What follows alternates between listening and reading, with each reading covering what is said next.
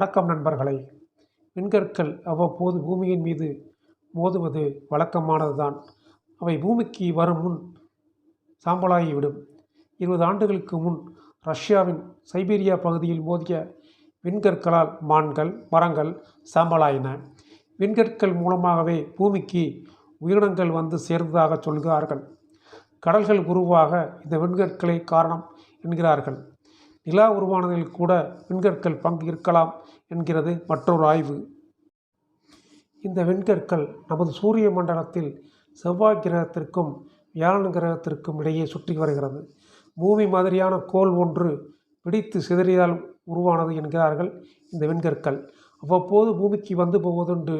குறிப்பாக ஒவ்வொரு ஆண்டும் ஆகஸ்ட் மாதத்தில் விண்கல் பொழிவு ஏற்படுவதுண்டு. இவற்றை நாம் பெருங்கண்களால் பார்க்கலாம். அப்படி வரும் விண்கற்களில் ஒன்றுதான் அபோபிஸ் விண்கல். இது கொஞ்சம் பெரியது.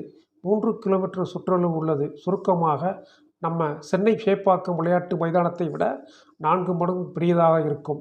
இதனால் இது பூமிக்கு வரும்போது எரிந்து சாம்பலாகாமல் பூமியில் மோதும் ஆபத்து உள்ளது. விண்கற்களை பற்றி ஆய்வு செய்வதற்கென்றே அமெரிக்காவில் தனி அறிவியல் துறை உள்ளது. அபோபிஸ் என்ற சொல் எகிப்திய கடவுளை குறிக்கிறது. 340 மீட்டர் பரப்பளவை கொண்டது இந்த விண்கலின் நீளம்.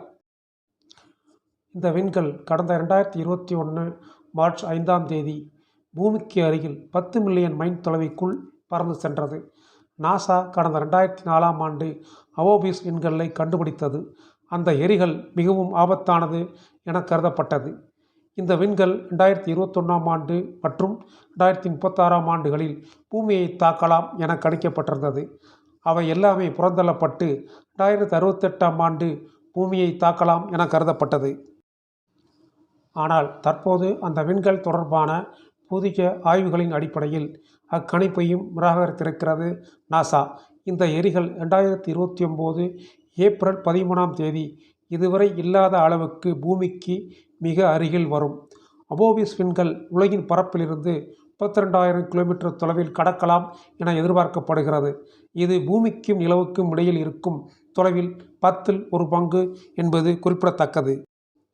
2029ஆம் ஆண்டு அபோபிஸ் பூமிக்கு மிக அருகில் வரும்போது பூமியின் கிழக்கு பகுதியில் இருக்கும் ஆசியா, ஆப்பிரிக்கா மற்றும் ஐரோப்பாவின் சில பகுதிகளில் வெறும் கண்களுக்கே இந்த விண்கல் தெரியும்.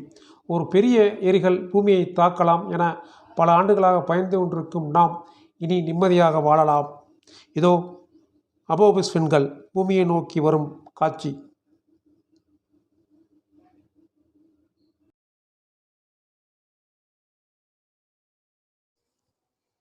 செவ்வாய்க்கும் வியாழனுக்கும் இடையில் உள்ள விண்கற்கள் பகுதியிலிருந்து அபோபிஸ் விண்கல் பூமியை நோக்கி புறப்பட்டு வந்து கொண்டிருக்கிறது. இதோ அருகிலுள்ள செவ்வாய் கிரகத்தை கடந்து பூமியை நோக்கி மிக வேகமாக அபோபிஸ் விண்கல் வந்து கொண்டிருப்பதை நீங்கள் பார்க்கிறீர்கள்.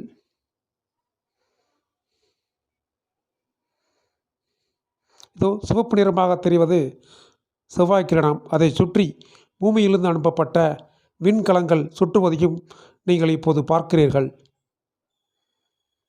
செவ்வாய் கிரகத்தை கடந்து பூமியை நோக்கி அபோபிஸ் விண்கல் புறப்பட்டு விட்டது.